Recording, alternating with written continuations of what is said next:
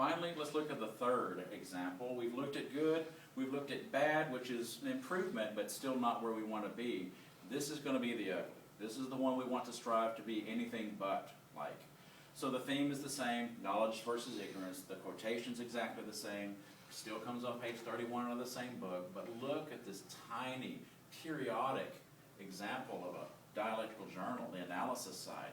Well, it says, Montag and the girl talk about how other kids are dumb.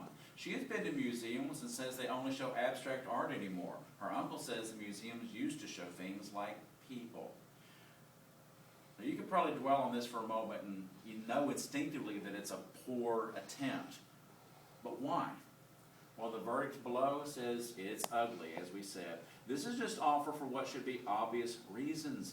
First, it only summarizes the quotation. There's zero analysis. And worst of all, it is a misreading of the text.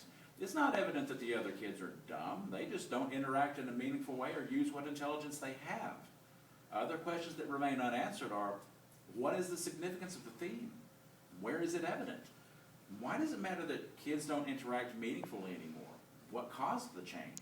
Why do museums only show abstract art, and why does it matter? There's so many questions are begging to be explored and analyzed, but this entry fails, and it fails hard. So one thing we want to keep in mind here is the purpose of dialectical journaling, keeping straight all the elements and looking for them. On the one side, we've got to identify, but at the same time, we've got to be able to analyze. And that comes with practice. It's equally important to look at what not to do, the ugly and the bad, and to keep in mind what we need to be striving to try to achieve, the good.